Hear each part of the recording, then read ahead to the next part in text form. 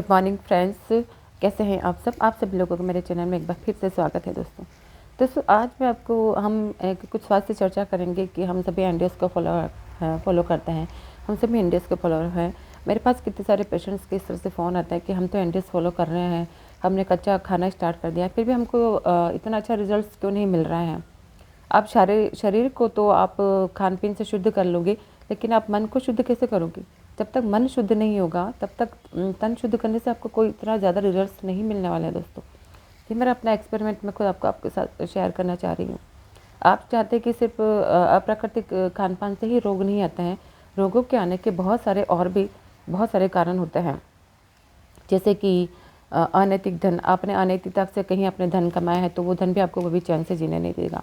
ईर्ष्या, द्वेष, जलन की भावना, असंतोष की भावना, हमेशा दुखी रहना, हमेशा नेगेटिव बातें करना और अहंकार, निंदा करना। हम जैसे दो तीन लेडीज़ कहीं बैठ गई तो वो उसकी बुराई कर रहा है, वो उसकी बुराई करता है। और इसके अलावा जलन की भावना, स्वार्थ से भरा जीवन, हमेशा बस किसी को भी कि इससे अपना स्वार्थ कैसे सिद्ध कर लूँ, ये कैसे कर लूँ, सामने वालों को नीचा कैसे दिखा दूँ। तो ये सब आपके रोगों के कारण बनते हैं। आपके जो शरीर के अंदर आपके मन को एक विकार पैदा करते हैं, और विकार जब आएंगे तो आपके रोग का कारण बनेंगे।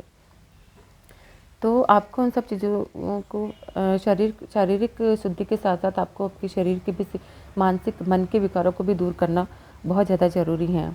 और इसके साथ हम सोचते हैं कि मेडिसिन खा के हम अपने आप को ठीक कर लेंगे, तो सिर्फ गोलियों से ही आप अपने शरीर को शुद्ध नहीं कर सकते हैं, आप ठीक नहीं हो सकते हैं। गोलियों के अलावा भी बहुत सारी चीज़ें हैं जो आपको स्वस्थ करने में मदद होती है, जैसे प्यार, अनकंडीशनल लव। किसी से भी आप अनकंडीशनल लव दीजिए। किसी को देख के आप अपना नाक मुँह मत सिकोड़िए, और किसी से नफरत मत कीजिए। ईर्ष्या, द्वेष, जलन की भावना को कम कीजिए, स्वार्थ को कम कीजिए।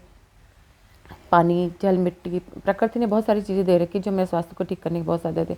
प्यार, नींद, जल, मिट्टी, उपवास करते हैं तो आपके शरीर की साथ साथ मन की भी शुद्धि होगी। इस तरह से आप जैसे सुबह 7, साढ़े 7, 8 बजे जो सूर्य की पहली किरण आती है, तो कोशिश कीजिए कि आप आधा घंटा हमेशा धूप में बैठने के कारण ये परमात्मा सेवा का काम कीजिए। जब भी मौका मिले आप सप्ताह में एक बार आप लोगों की सेवा कीजिए। आप किसी भी तरीके से कीजिए। आप ये नहीं है कि मैं बताऊंगी आप उसी तरीके से, आपका जैसा मन लगे आप लोगों की सेवा करने का, आपके मन को इतना सुकून मिलेगा। जैसे ही आप किसकी सेवा करेंगे तो आपके मन के अंदर सुकून, खुशी मिलेगी, संतोष मिलेगा।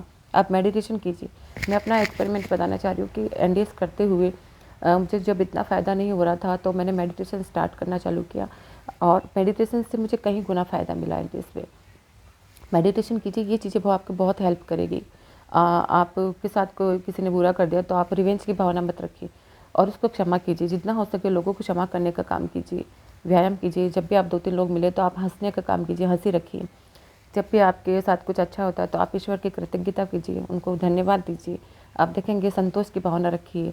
जहाँ पे भी आपके आसपास मंदिर में कहीं सत्संग हो रहा हो तो आप सत्संग में जाइए और सत्संग को आप ज्वाइन कीजिए, और आप अपने ईश्वर के प्रति पूर्ण समर्पण रखिए।